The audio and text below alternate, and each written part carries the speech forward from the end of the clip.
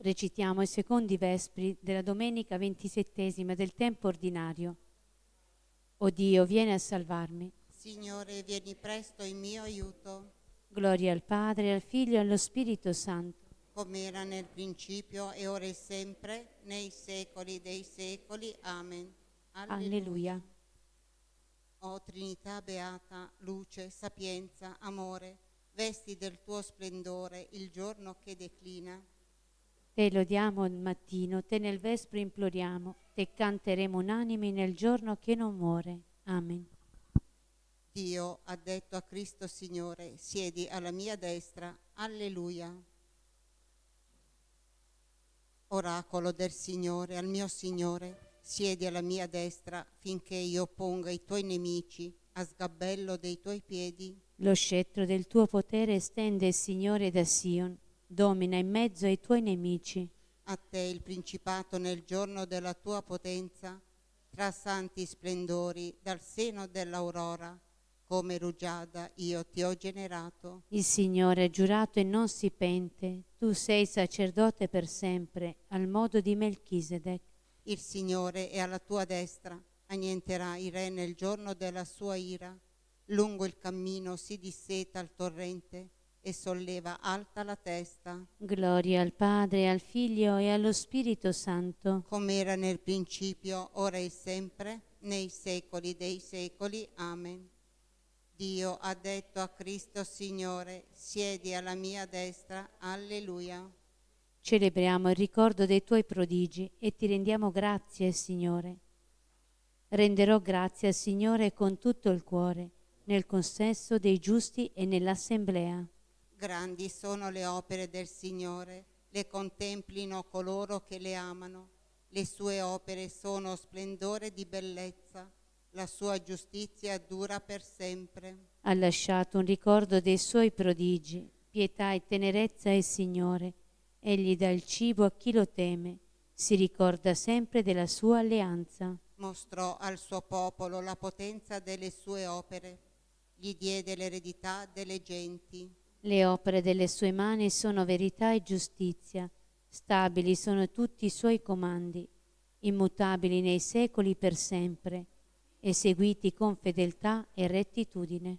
Mandò a liberare il suo popolo, stabilì la sua alleanza per sempre. Santo e terribile il suo nome, principio della saggezza e il timore del Signore. Saggio è colui che gli è fedele, la lode del Signore è senza fine. Gloria al Padre, al Figlio e allo Spirito Santo. Come era nel principio, ora e sempre, nei secoli dei secoli. Amen. Celebriamo il ricordo dei tuoi prodigi e ti rendiamo grazie, Signore. Dio regna, a Lui la gloria. Alleluia, alleluia. Alleluia, salvezza, gloria e potenza sono del nostro Dio. Veri e giusti sono i Suoi giudizi. Alleluia, lodate il nostro Dio, voi tutti i Suoi servi, voi che lo temete piccoli e grandi. Alleluia, ha preso possesso del suo regno il Signore, il nostro Dio l'Onnipotente. Alleluia, rallegriamoci ed esultiamo, rendiamo a Lui gloria. Alleluia, sono giunte le nozze dell'agnello, la sua sposa è pronta. Gloria al Padre, al Figlio e allo Spirito Santo. Come era nel principio, ora e sempre, nei secoli dei secoli. Amen. Dio regna, a Lui la gloria. Alleluia, alleluia. Dalla prima lettera di San Pietro Apostolo. Sia benedetto Dio e Padre del Signore nostro Gesù Cristo. Nella sua grande misericordia Egli ci ha rigenerati, mediante la risurrezione di Gesù Cristo dai morti, per una speranza viva, per una eredità che non si corrompe, non si macchia e non marcisce. Essa è conservata nei cieli per voi, che dalla potenza di Dio siete custoditi mediante la fede, per la vostra salvezza, prossima a rivelarsi negli ultimi tempi.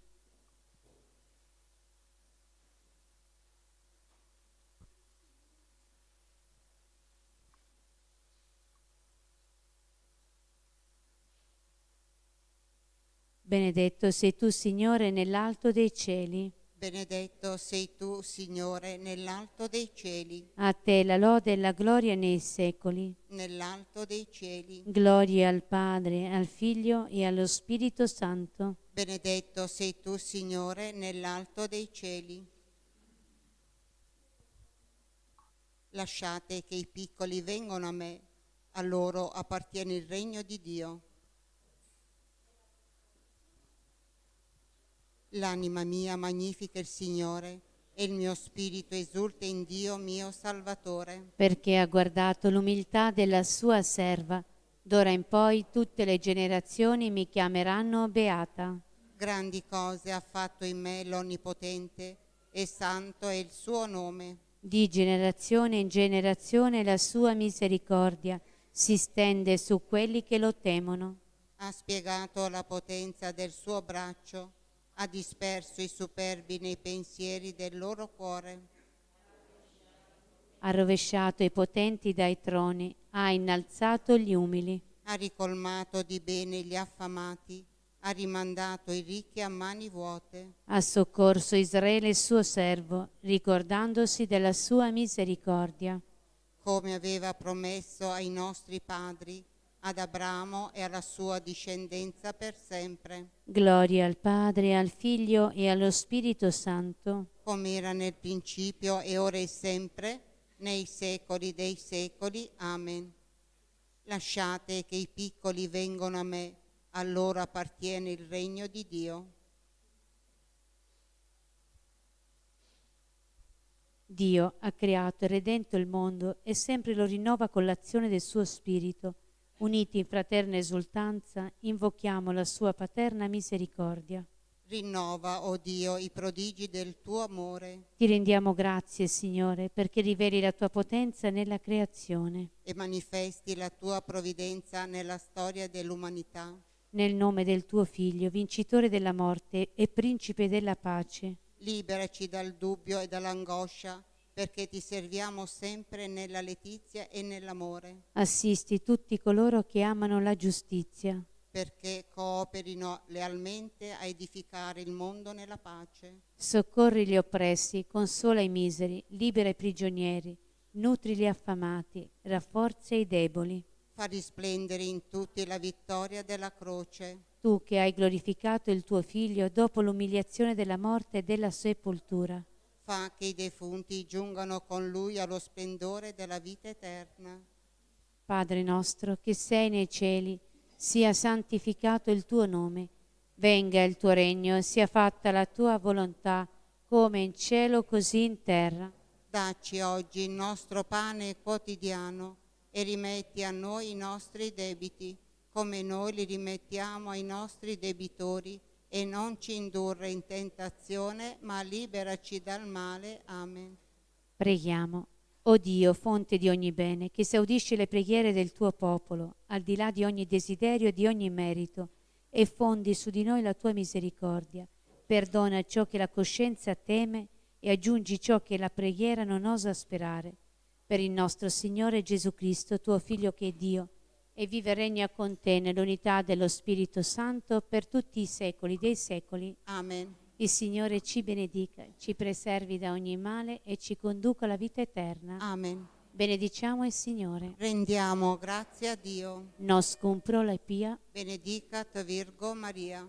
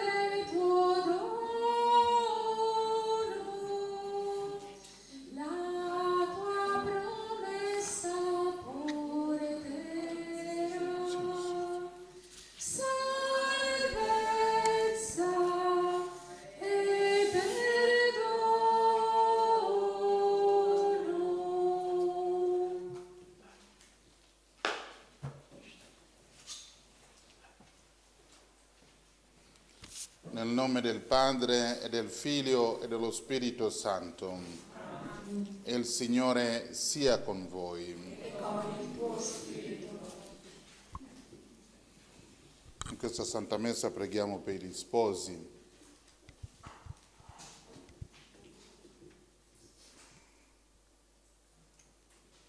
Preghiamo per gli sposi in modo che possano essere veri testimoni di Cristo in questa vita terrena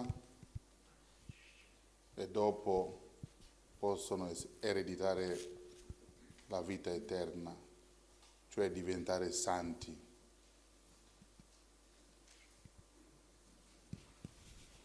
Per celebrare degnamente i santi misteri riconosciamo i nostri peccati.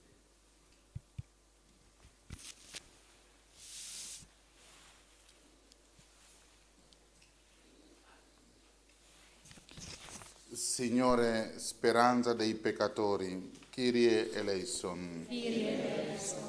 Cristo, luce nelle tenebre, Christe eleison. Christe eleison.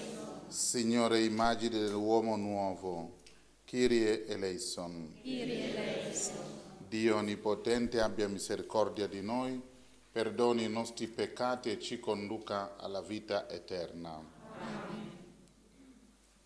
Gloria a Dio nell'alto dei cieli. E pace in terra agli uomini Di buona volontà, noi ti lodiamo, ti benediciamo, ti adoriamo, ti glorifichiamo, ti rendiamo grazie per la tua gloria immensa. Signore Dio, Re del cielo, Dio Padre onnipotente, Signore Figlio unigenito Gesù Cristo, Signore Dio, Agnello di Dio, Figlio del Padre, tu che togli i peccati del mondo, abbi pietà di noi. Tu che togli i peccati del mondo, accogli la nostra supplica. Tu che siedi alla destra del Padre, abbi pietà di noi, perché tu solo il Santo, tu solo il Signore, tu solo l'Altissimo Gesù Cristo, con lo Spirito Santo, nella gloria di Dio Padre. Amen. Preghiamo. O Dio che hai creato l'uomo e la donna, perché i due siano una vita sola, principio dell'armonia libera e necessaria che si realizza nell'amore, per opera del tuo Spirito, riporta i figli di Adamo alla santità delle prime origini e dona loro un cuore fedele, perché nessun potere umano osi dividere ciò che tu stesso hai unito. Per il nostro Signore Gesù Cristo, tuo Figlio, che è Dio, e vive e regna con te nell'unità dello Spirito Santo, per tutti i secoli dei secoli.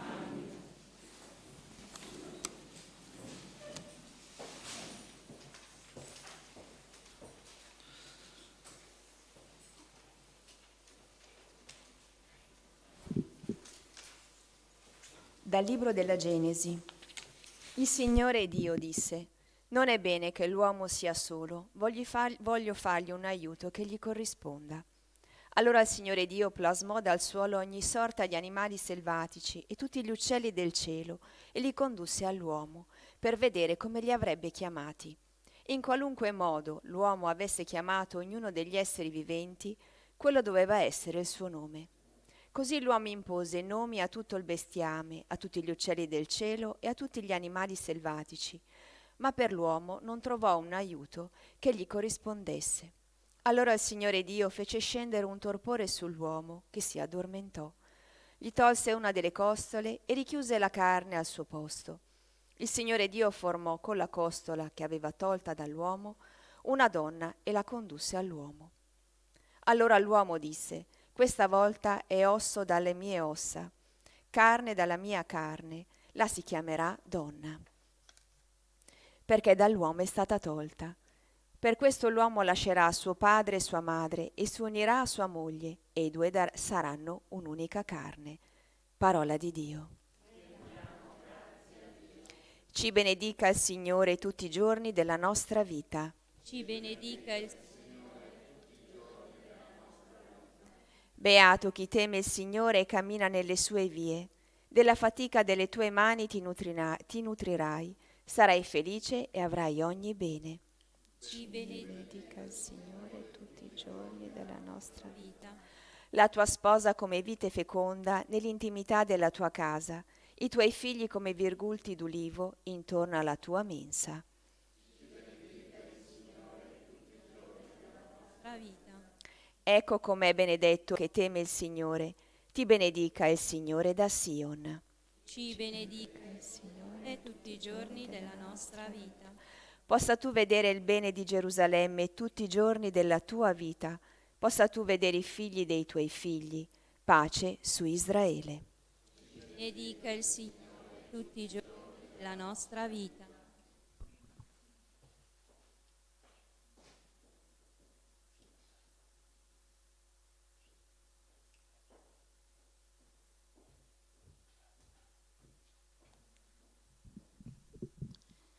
Dalla lettera agli Ebrei. Fratelli, quel Gesù che fu fatto di poco inferiore agli angeli, lo vediamo coronato di gloria e di onore a causa della morte che ha sofferto, perché la grazia di Dio egli provasse la morte a vantaggio di tutti. Conveniva infatti che Dio, per il quale e mediante il quale esistono tutte le cose, Lui che conduce molti figli alla gloria, rendesse perfetto per mezzo delle sofferenze il capo che guida alla salvezza. Infatti, colui che santifica e coloro che sono santificati provengono tutti da una stessa origine. Per questo non si vergogna di chiamarli fratelli. Parola di Dio.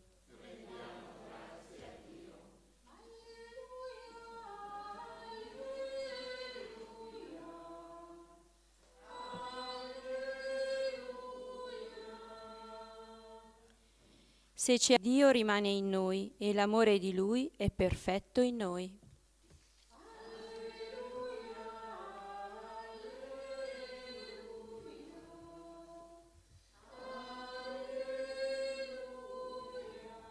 Signore sia con voi.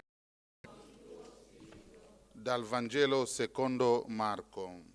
Gloria a te, o Signore. Alcuni farisei si avvicinarono e per metterlo a prova domandavano a Gesù se è lecito a un marito di ripiede. Ma egli rispose loro: che cosa vi ha ordinato Mosè? Dissero: Mosè ha permesso di scrivere un atto di ripudio e di ripudiarla.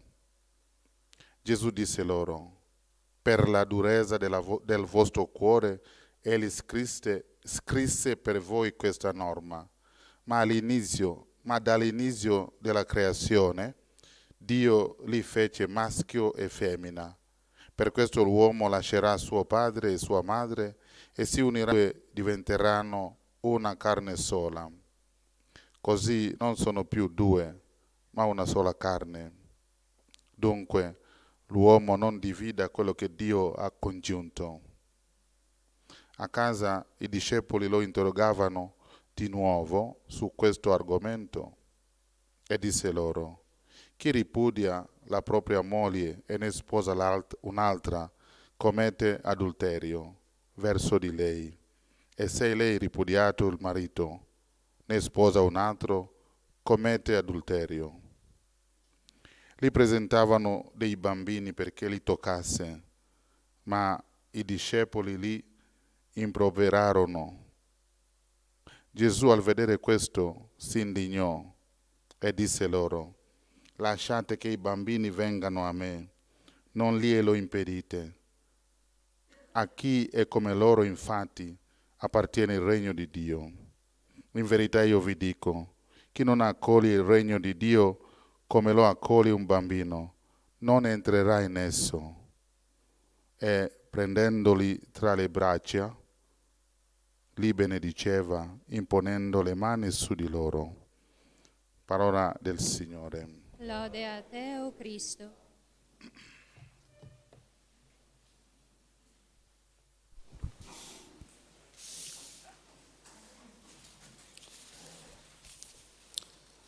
Carissimi tutti nel Signore Gesù, le letture di oggi parlano di matrimonio. Iniziamo allora con alcune domande proprio su questo argomento. Dove affonda la radice il matrimonio? Da dove si nasce come marito e come moglie? Che rapporto esiste tra l'essere sposati e l'essere cristiani? Qual è il significato dell'amore coniugale per il cammino di fede? Quali doveri e responsabilità derivano dall'essere coppie e famiglie cristiane?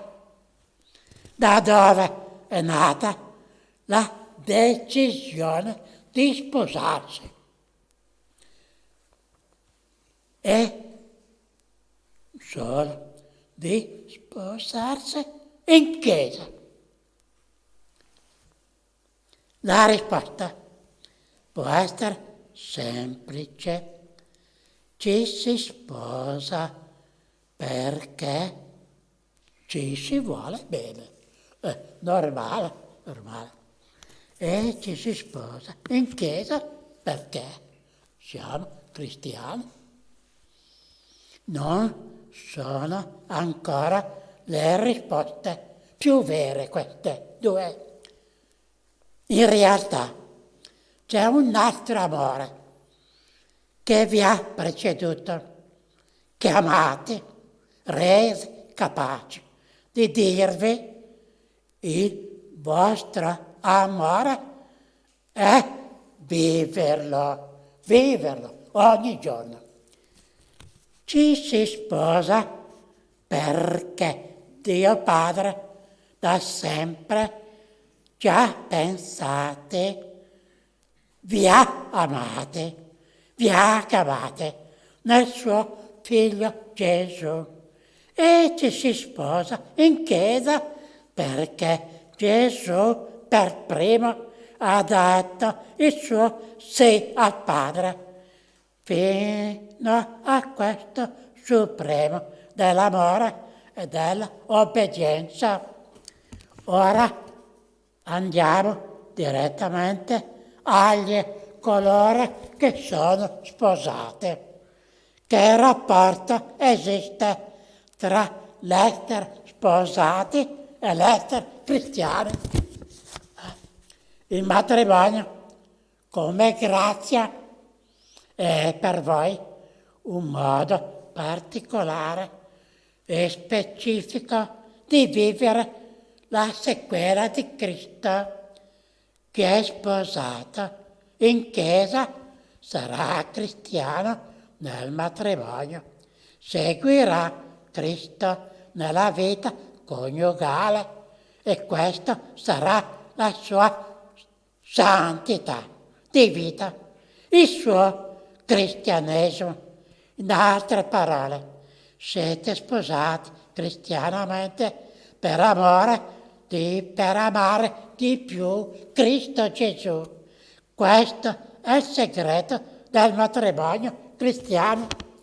Il matrimonio contiene una vocazione a una vita di coppia e di famiglia da costruire giorno dopo giorno. È chiaro che proprio per poter vivere bene in due o a due c'è bisogno di momenti di tranquillità, di riservatezza, di solitudine, Quindi non momenti di misura, ma di momenti di riserva. Si apre qui il grande tema dell'intimità sessuale come espressione di una comunione totale, interpersonale, nella logica del sono di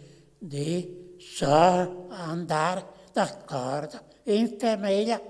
L'unità è faticosa, richiede molto perdono, molta pazienza, richiede di ricominciare alle volte da capo.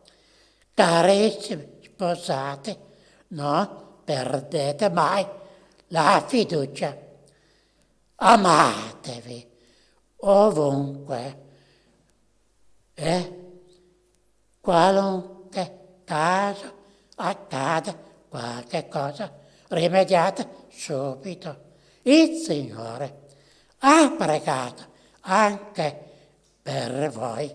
La gioia del matrimonio è la perla preziosa del matrimonio. L'amore tra un uomo e una donna è una realtà stupendissima, il vertice della invenzione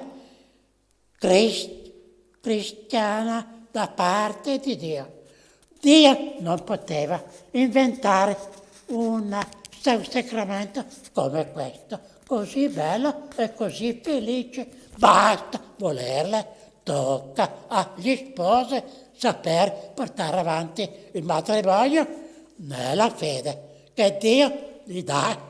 Vivete felici, vivete nel nome del Signore, vivete l'amore di Dio, così vivrete anche voi nell'amore.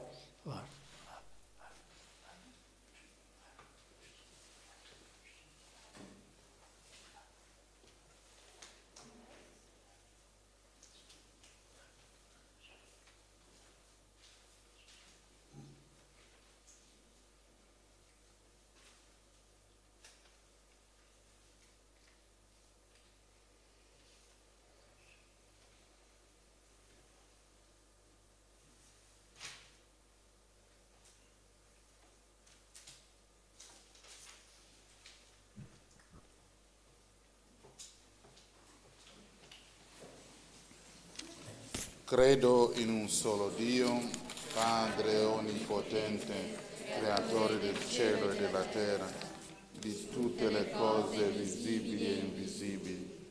Credo in un solo Signore Gesù Cristo, unigenito Figlio di Dio, nato dal Padre prima di tutti i secoli, Dio da Dio, luce da luce, Dio vero da Dio vero, generato, non creato, della stessa sostanza del Padre, e per mezzo di Lui tutte le cose sono state create. Per noi uomini e per la nostra salvezza discese dal cielo, e per opera dello Spirito Santo si è incarnato nel seno della Vergine Maria e si è fatto uomo. Fu crocifisso per noi sotto Ponzio Pilato, morì e fu sepolto. Il terzo giorno è risuscitato secondo le Scritture, è salito al cielo, siede alla destra del Padre e di nuovo verrà nella gloria per giudicare i vivi e i morti, e il suo regno non avrà fine.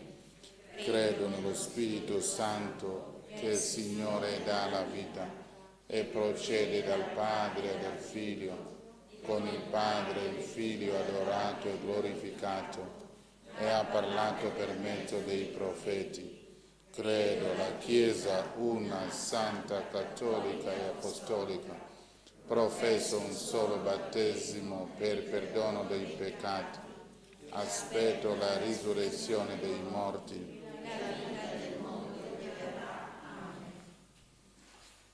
Fratelli e sorelle, in comunione con tutta la Chiesa, ci rivolgiamo con fiducia filiale al Padre tenerissimo, che sempre si prende cura di noi.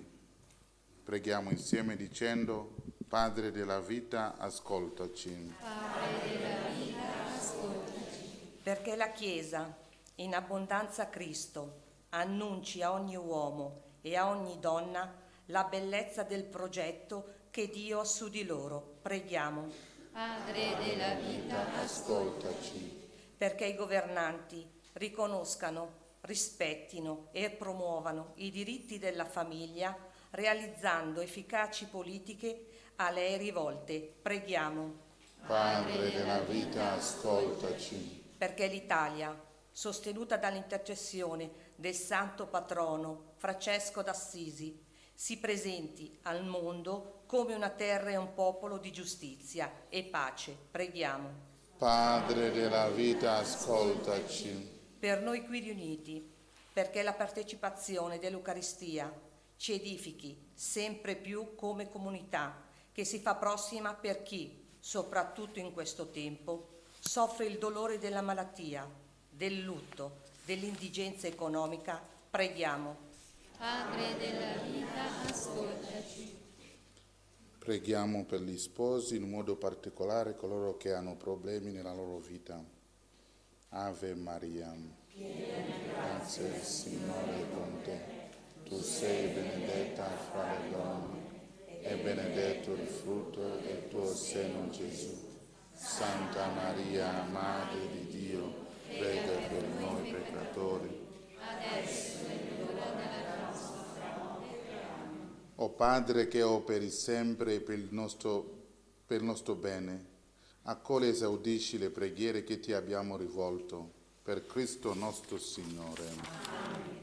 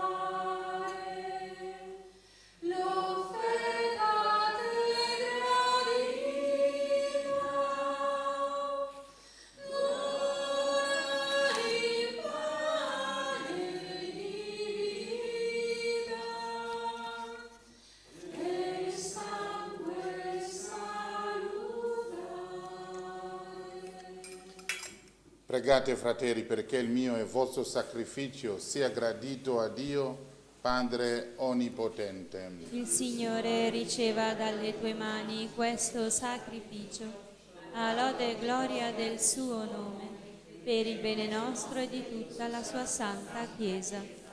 Accogli, Signore, il sacrificio che tu stesso ci hai comandato ad offrirti, e mentre esercitiamo il nostro ufficio sacerdotale, compi in noi la tua opera di salvezza. Per Cristo nostro Signore. Amen. Il Signore sia con voi. E con il tuo spirito. In alto i nostri cuori. Sono rivolti al Signore. Rendiamo grazie al Signore nostro Dio. È cosa buona e giusta. È veramente cosa buona e giusta, nostro dovere e fonte di salvezza. rendere grazie sempre in ogni luogo a te, Signore Padre Santo, Dio Onnipotente ed Eterno. Abbiamo riconosciuto il segno della tua immensa gloria, quando hai mandato tuo Figlio a prendere su di sé la nostra debolezza. In Lui, il nuovo Adamo, hai redento l'umanità decaduta e con la sua morte ci hai resi partecipi della vita immortale. Per mezzo di Lui si allietano gli angeli e nell'eternità adorano la gloria del tuo volto. Al loro canto concedi, o Signore, che si uniscano le nostre umili voci nell'inno di lode. Santo, santo, santo è il Signore Dio dell'universo. I cieli e la terra sono pieni della tua gloria. Osanna nell'alto dei cieli. Benedetto colui che viene nel nome del Signore. Osanna nell'alto dei cieli. Padre veramente santo, a te la lode da ogni creatura, per mezzo di Gesù Cristo tuo Figlio e nostro Signore, nella potenza dello Spirito Santo, fai vivere e santifichi l'universo e continua a radunare intorno a te un popolo che da un confine all'altro della terra offra al tuo nome il sacrificio perfetto. Ora ti preghiamo umilmente, manda il tuo Spirito a santificare i doni che ti offriamo, perché diventino il corpo e il sangue di Gesù Cristo tuo Figlio e nostro Signore, che ci ha comandato di celebrare questi misteri. Nella notte in cui fu tradito, egli prese il pane, ti rese grazie con la preghiera di benedizione, lo spesò, lo diede ai suoi discepoli e disse: prendete e mangiatene tutti, questo è il mio corpo offerto in sacrificio per voi.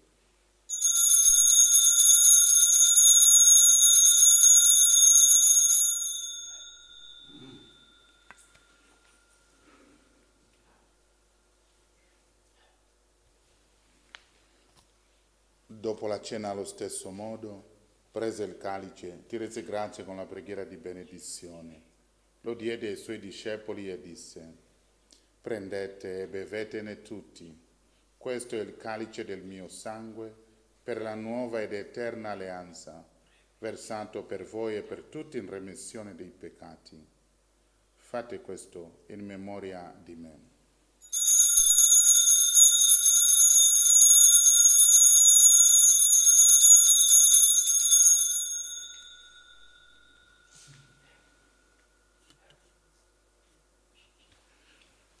Mistero della fede.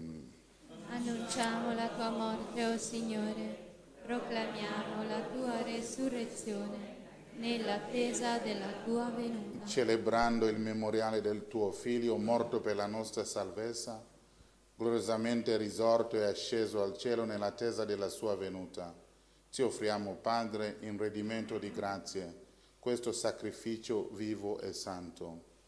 Guarda con amore e riconosci nell'offerta della tua Chiesa la vittima immolata per la nostra redenzione. E a noi che ci nutriamo del corpo e sangue del tuo Figlio, dona la pienezza dello Spirito Santo, perché diventiamo in Cristo un solo corpo e un solo Spirito. Egli faccia di noi un sacrificio perenne a te gradito, perché possiamo ottenere il regno promesso, insieme con i tuoi eletti, con la Beata Maria, Vergine e Madre di Dio, San Giuseppe suo sposo, con i tuoi santi apostoli, gloriosi martiri, Santa Bernadette, San Luigi Orione e tutti i santi nostri intercessori presso di te. Per questo sacrificio di riconciliazione, dona, Padre, pace e salvezza al mondo intero. Conferma nella fede e nell'amore la tua Chiesa peregrina sulla terra, il tuo servo e nostro Papa Francesco, il nostro Vescovo Mario, il Collegio Episcopale, tutto il clero e il popolo che tu hai redento. Ascolta la preghiera di questa famiglia che hai convocato alla tua presenza nel giorno in cui il Cristo ha vinto la morte e ci ha resi partecipi della sua vita immortale. Ricongiungi a te, Padre misericordioso, tutti i tuoi figli ovunque dispersi. Accogli nel tuo regno i nostri fratelli defunti e tutti i giusti che in pace con te hanno lasciato questo mondo, concedi anche a noi di ritrovarci insieme, a godere per sempre della tua gloria. In Cristo nostro Signore, per mezzo del quale tu, o Dio, doni al mondo ogni bene. Per Cristo, con Cristo e in Cristo, a te Dio Padre Onnipotente, nell'unità dello Spirito Santo, ogni onore e gloria per tutti i secoli dei secoli. Amen. Guidati dallo Spirito di Gesù e illuminati dalla sapienza del Vangelo, osiamo dire: Pater noster, qui es in celis, sanctificetur nomen tuum, adveniat regnum tuum, fiat voluntas tua, sicut in cielo et in terra. Panem nostrum quotidianum da nobis hodie, et dimite nobis debita nostra, sicut et nos dimitimus debitoribus nostris, et ne nos inducas in tentationem, sed libera nos a malo. Liberaci, o Signore, da tutti i mali, concedi la pace ai nostri giorni, e con l'aiuto della tua misericordia vivremo sempre liberi dal peccato e sicuri da ogni turbamento, nell'attesa che si compia la beata speranza e venga il nostro Salvatore Gesù Cristo. Tuo è il regno, tua è la potenza e la gloria nei secoli. Signore Gesù Cristo, che hai detto ai tuoi apostoli: vi lascio la pace, vi do la mia pace. Non guardare ai nostri peccati, ma alla fede della tua Chiesa, e donale unità e pace secondo la tua volontà. Tu che vivi e regni nei secoli dei secoli. Amen. La pace del Signore sia sempre con voi. E con il tuo spirito. Agnello di Dio che togli i peccati del mondo, abbi pietà di noi. Agnello di Dio che togli i peccati del mondo, abbi pietà di noi. Agnello di Dio che togli i peccati del mondo, dona a noi la pace. Beati gli invitati alla cena del Signore. Ecco l'agnello di Dio che toglie i peccati del mondo. O Signore, non sono degna di partecipare alla tua mensa, ma di soltanto una parola e io sarò salvato.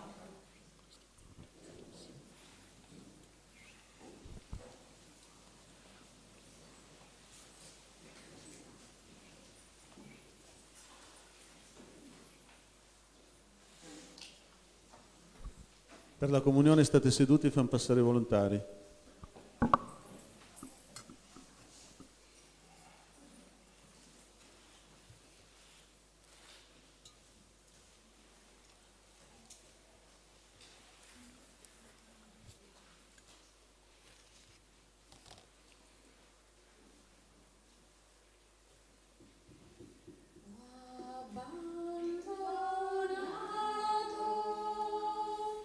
Dietro di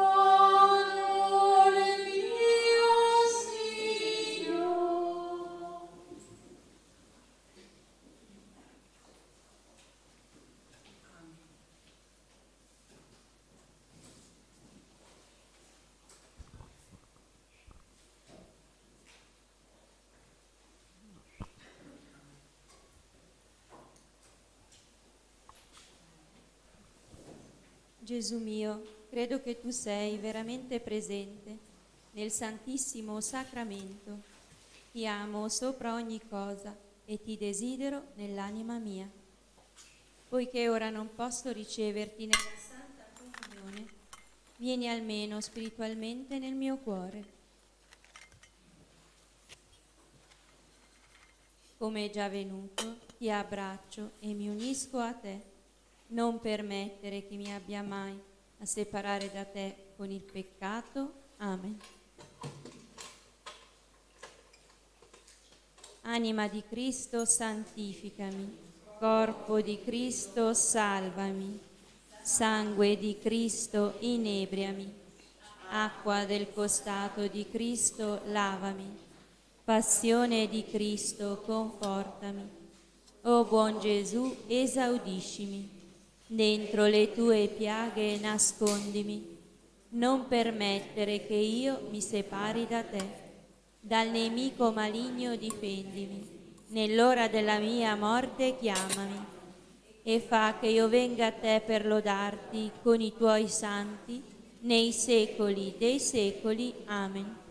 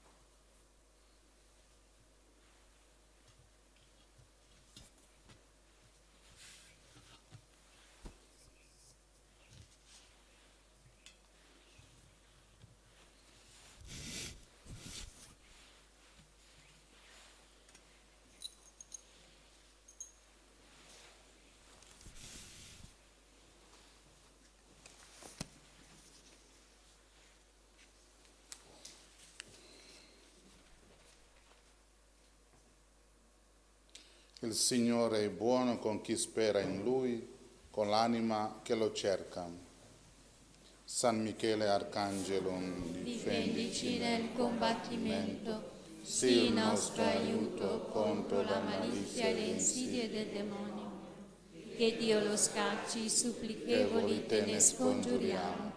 E tu, principe della milizia celeste, con la forza divina, respingi nell'inferno Satana e gli altri spiriti maligni che a perdizione delle anime vanno girando per il mondo, così sia. Preghiamo. La comunione a questo sacramento sazi la nostra fame e sete di te, o Padre, e ci trasformi nel Cristo tuo Figlio. Egli vive e regna nei secoli dei secoli. Amen. E il Signore sia con voi. E con il tuo spirito. Vi benedica Dio Onnipotente, Padre e Figlio e Spirito Santo. Amen. Glorificate il Signore con la vostra vita, andate in pace. Rendiamo grazie a Dio.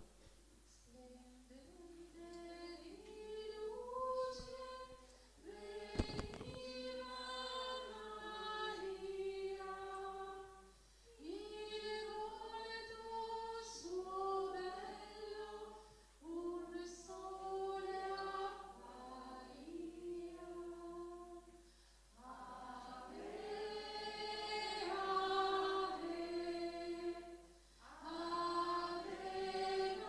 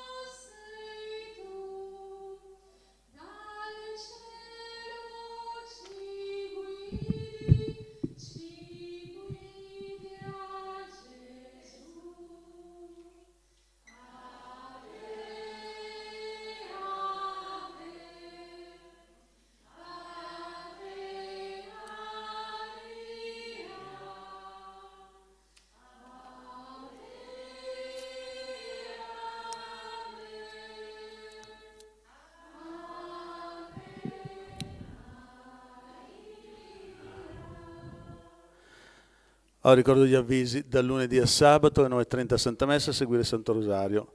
Il lunedì sera, ore 20:30, le preghiere guarigione e liberazione. Mercoledì sera, venerdì sera, ore 20:30, la messa di guarigione. Il mercoledì sera riservate ai volontari.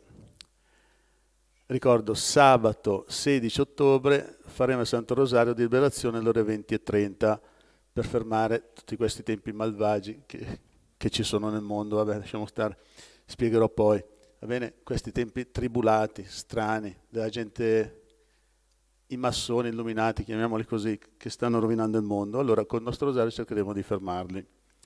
Domenica 17 ottobre, ore 16, faremo la messa di guarigione. Teniamo le distanze da maghi, cartomanti, medium e genti strani che fanno del male, e il male attacca, poi una volta che attacca è difficile tirarlo via, è difficile estirparlo. Tante volte occorrono mesi o anni di benedizione prima che si libera una persona, cioè stiamo molto attenti. Ho messo nel nostro sito il Santo Rosario di Liberazione, tutti e 4 rosari. Cercate di ascoltarlo o leggerlo, perché è molto importante, soprattutto quelli che sono tribulati, vessati, posseduti. È un aiuto in più, cercate di ascoltarlo o leggerlo. Nel nostro sito, in Facebook e su YouTube abbiamo messo il Rosario di Liberazione. Fatevi una lista di liberazione anche a casa, quando c'è gente brava che vi vuole bene, quando ci sono le preghiere guarigione e liberazione, mettete la lista davanti alla TV o davanti al telefonino o al computer, che vengono benedette anche le vostre intenzioni, e date un nome a noi, che noi le inseriamo nel quaderno che c'è qui sull'altare. Siamo in piena Apocalisse, no, ma pochi se ne accorgono, i cristiani veramente avanti nel cammino spirituale sono pochi. Guardate in che tempi siamo, leggete il libro di San Giovanni Apostolo dell'Apocalisse, tutto quello che sta succedendo nel mondo, dei malvagi, è scritto, andate a leggerlo. La gente sembra che dormano, anche i cristiani dormono, non sanno più le letture, anche perché non le spiega più nessuno. Cercate di leggere l'Apocalisse San Giovanni, quello che sta capitando ai nostri giorni è tutto scritto. I figli delle tenebre sono più scaltri dei figli della luce, ricordate? Guardate cosa fanno. Nel 2014 hanno portato la statua di Moloch. Moloch sarebbe il demonio, dove fanno tutti i riti contro i bambini, ammazzano i bambini, i sacrifici umani, e l'hanno messo al Colosseo a Roma, pensate un po' voi. Quest'inverno hanno messo il caprone alto 9 metri a Milano e adesso la porta dell'inferno, pensate un po' voi. Al Quirinale che la porteranno al Colosseo. Il Quirinale, una volta nel Quirinale abitavano i papi, pensate un po' voi, e lui, il demonio, sta cercando di fare copiare la Chiesa. Noi abbiamo la porta del Giubileo per queste indulgenze e lui c'è la porta dell'inferno per portarsene dietro tanti. Pensate un po' voi, quella porta lì, che negatività che emanerà. Ricordate, ci sarà gente che si rovinerà solo andando a curiosare, perché per la curiosità vanno a vedere questa porta. L'ha fatto un satanista questa porta, ricordatelo. Non ci andate manco per scherzo, anche quelli che ci ascoltano da Roma. State attenti, non andate a vedere queste porcherie. Perché i figli delle tenebre, lo dico ancora, sono più scaltri i figli della luce. Basta niente per caricarti di negatività. E quel portale lì, chissà quanta negatività c'ha, fatta da un satanista, e in più la mettono là. Faranno pure la festa. Pensate un po' voi questi diabolici, diavoli, loro lo sanno, ricordate. Se voi leggete il libro di San Giovanni Apostolo, l'Apocalisse, sono tutte scritte queste cose che stanno succedendo. Ma i cristiani dormono, si devono svegliare, devono uscire da questo torpore. Devono pregare, dobbiamo pregare, aumentare la preghiera per dire a Gesù di far trionfare quella Immacolata Maria quanto prima. Ricordatelo, ma tutti i santi, tutti i mistici, tutti i beati ci hanno detto che prima la Chiesa deve toccare il fondo e poi risorge più bella e più splendente di prima. Gesù Cristo è morto, dopo 3 giorni è risorto. La Chiesa deve fare uguale. Ma non lo dico io, dico tutti i santi mistici. E il libro di San Giovanni Apostolo, andate a leggerlo, così capite in che tempi siamo. Ho messo la nuova catechesi, cercate di leggerla perché è veramente importante, spiega bene almeno i passi del Vangelo, perché purtroppo ormai non li spiega quasi più nessuno. Sacerdoti sani ce ne sono pochi purtroppo. Dobbiamo pregare perché il Signore li converta, cardinali, vescovi e sacerdoti, che c'è bisogno proprio che li scuota, li faccia ritornare in sé. L'11 ottobre dicono che ci sarà uno sciopero generale di tutti gli operai, preghiamo anche per quello, va bene? Anche i camionisti, preghiamo anche per quello e sosteniamoli con la preghiera, perché contro questi malvagi, vedete, hanno il potere in mano e fanno quello che vogliono. ma con la preghiera si possono modificare gli eventi. Mi fermo qui. Adesso faremo una catechesi per chi vuole, è lunga ma molto bella, quello che sta succedendo nelle famiglie al giorno d'oggi, nei sacerdoti, nelle suore e nelle famiglie. Se qualcuno vuole andare può andare, chi vuole stare qua dura circa 25 minuti, ma è molto bella.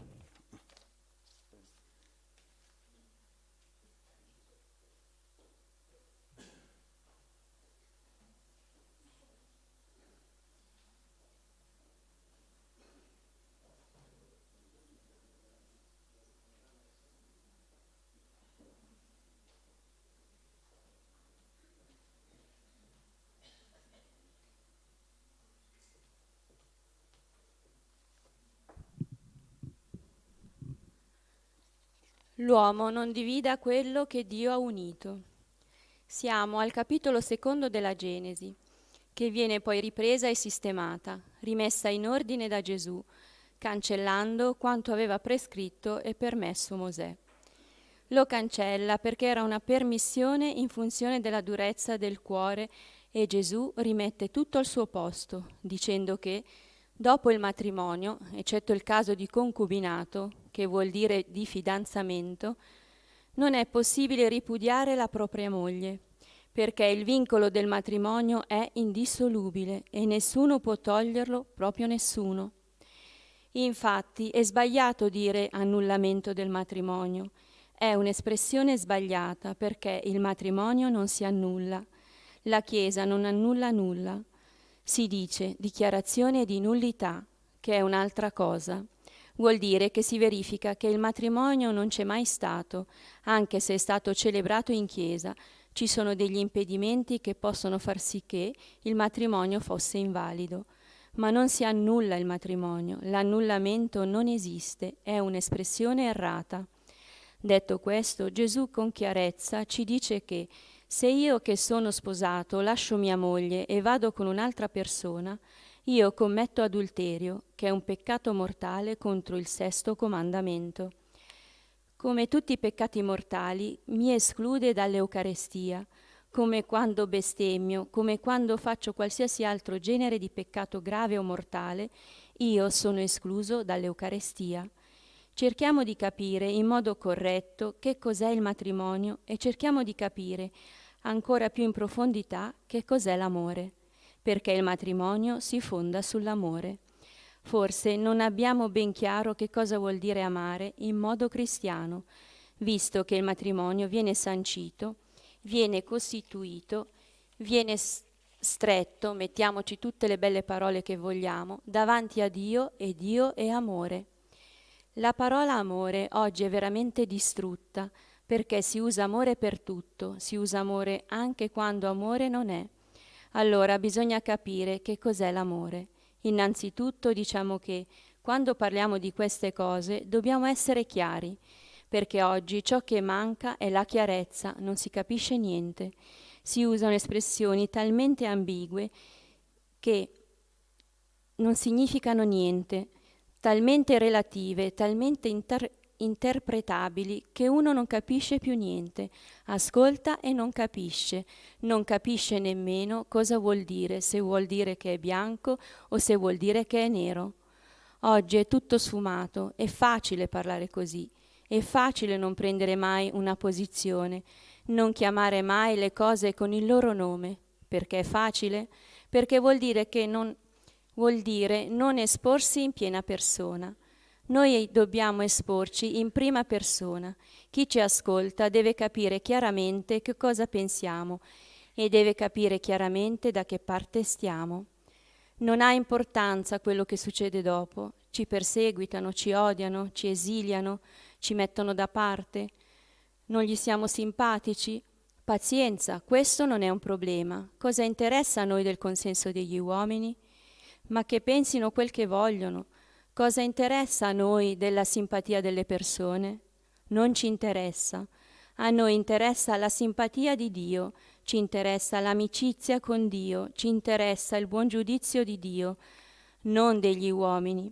A noi interessa che quando moriremo Gesù ci accolga a braccia aperte con un sorriso, non che Gesù, vedendoci, nasconda gli occhi, inorridito dallo stato della nostra anima e dalla nostra vita passata.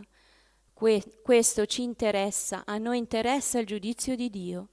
Quindi dobbiamo imparare ad essere chiari, perché il politicamente corretto, che oggi va di moda in modo assoluto, il non dire mai nulla che possa in qualche modo toccare, scalfire, turbare qualcuno, non è il linguaggio di Gesù.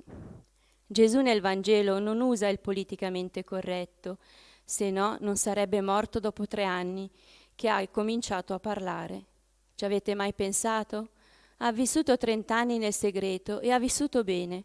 Quando ha incominciato ad aprire la bocca, Gesù è durato 3 anni. Anzi, al capitolo 3 del Vangelo di Marco, già decidono gli erodiani, insieme ai farisei, di ammazzarlo. Siamo al capitolo 3, siamo all'inizio del Vangelo. Appena ha iniziato a fare 2 o 3 miracoli, avevano già deciso di ucciderlo, ed è in riferimento all'uomo dalla mano inaridita. Quando lui lo guarisce, in giorno di sabato, e lo mette nel mezzo, lui esce, loro escono e decidono di ucciderlo. Perché? Perché Gesù parlava chiaro. Quando doveva dire a qualcuno che era un ipocrita, gli diceva che era un ipocrita. Non gli interessava che era un fariseo, non gli interessava che era un dottore del Tempio.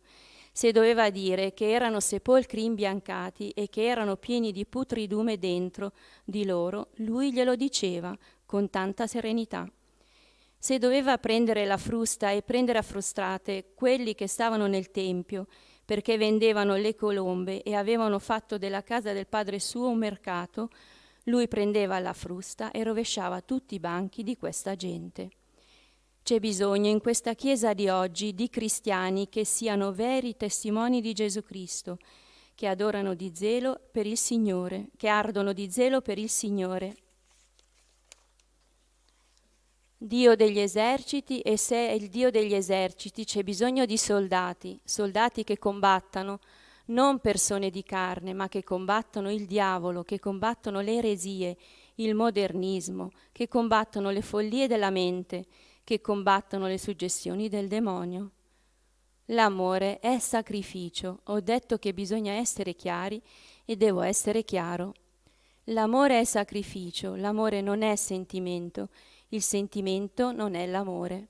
Il sentimento è un'espressione, una delle tante espressioni dell'amore, ma non è l'amore. Io non amo tanto quanto sento di amare, questo non è amore. Oggi invece abbiamo confuso il sentimento con l'amore, perché l'amore si nutre di sacrificio, l'amore si sposa con dolore, l'amore si fonda sul dolore.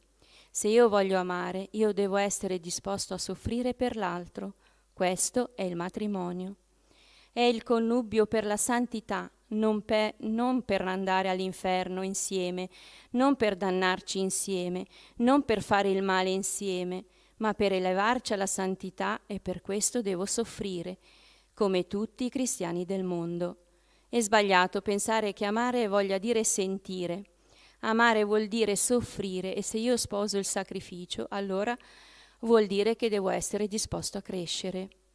Quando mi sposo, quando divento prete, quando divento suora, quando rispondo ad una vocazione, non rispondo per poi rimanere lì seduto sul divano e andare avanti per inerzia. Io rispondo per crescere nella santità. Invece sembra che quando noi abbiamo fatto una scelta basta, poi dopo entra la quotidianità e il tran tram. Si perde questo spirito di miglioramento, di essere per il meglio, di volere il meglio, di rinnovarci, di crescere. Il prete ti dirà: ho tante cose da fare, non ho più il tempo di pregare, adesso devo correre di qui, adesso devo correre di là.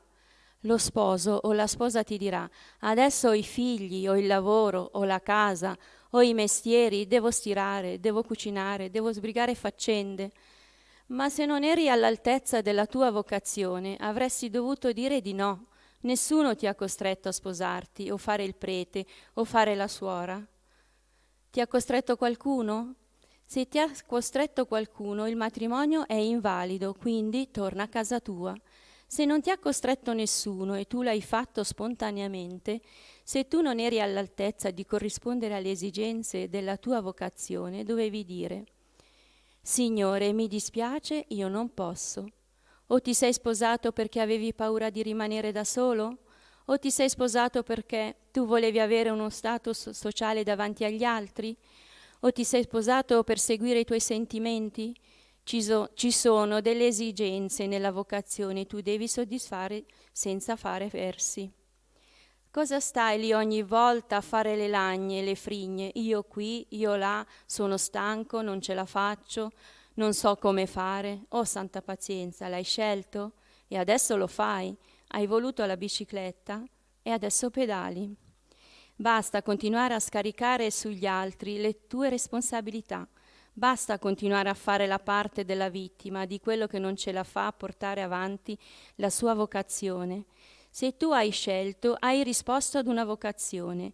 Dio ti dà tutti gli strumenti per eseguirla bene, per viverla bene, per diventare santo.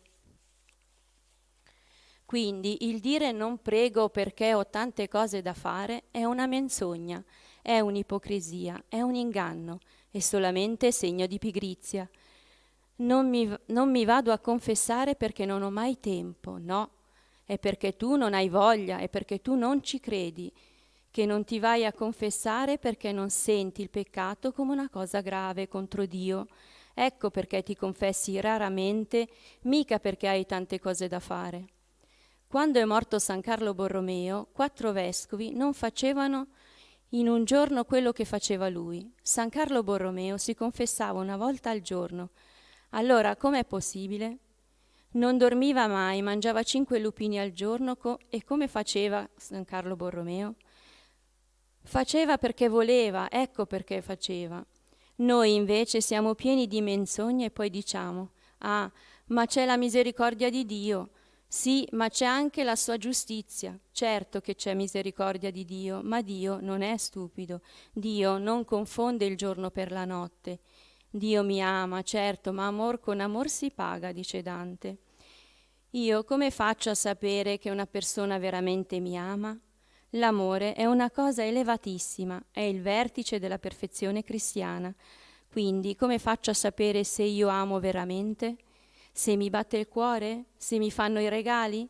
Se mi fanno i piaceri? Se mi dicono: oh come sei bello, oh come sei bravo, oh come ti penso, oh come mi manchi, oh come ti desidero, oh come mi scaldi il cuore, tu sei il mio tutto, tu sei il mio sole, tu sei la mia vita, tu sei la mia meraviglia, io ti amerò per sempre.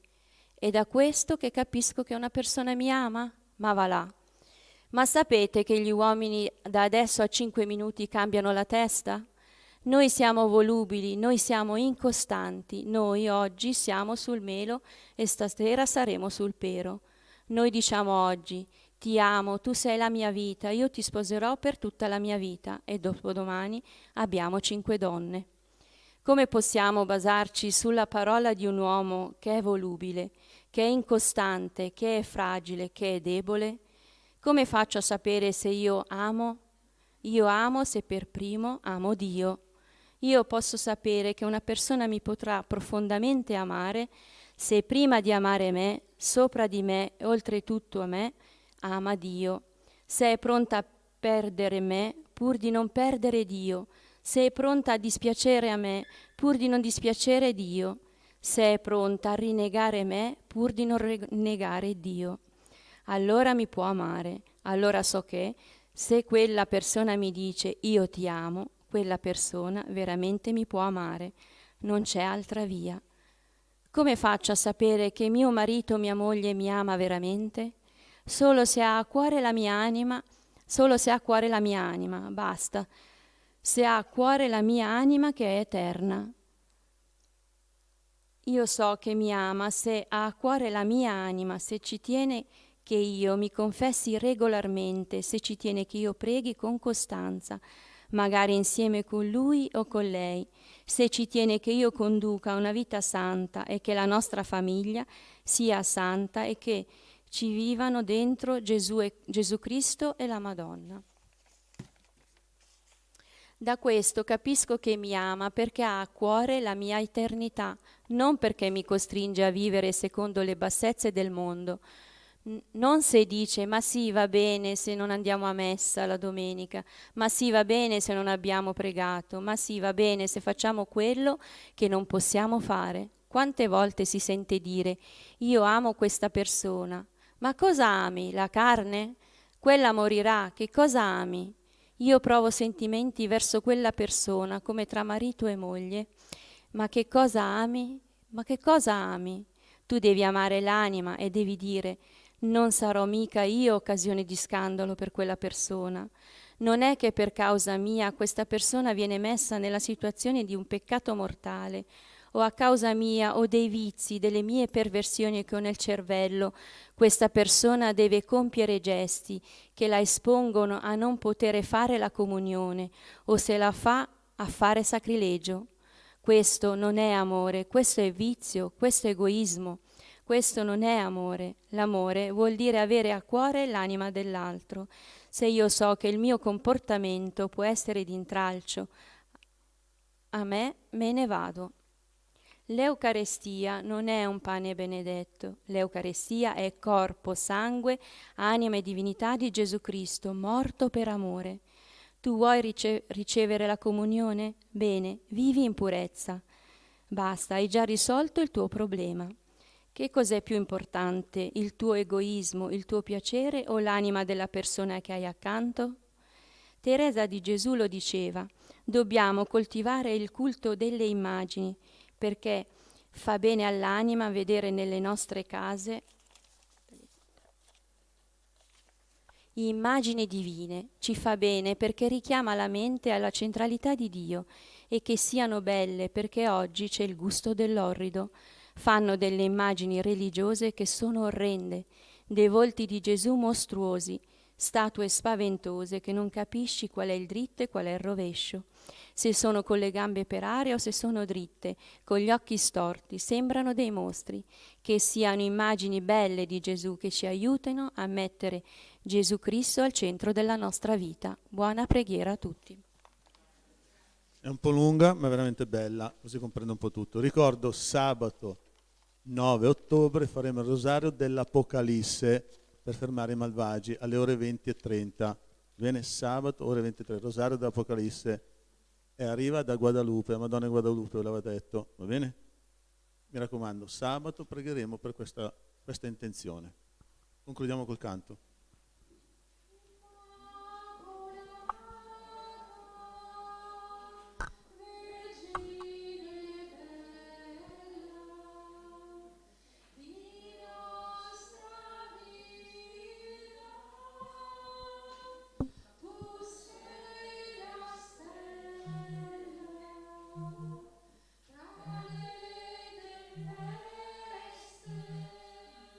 Tu guidi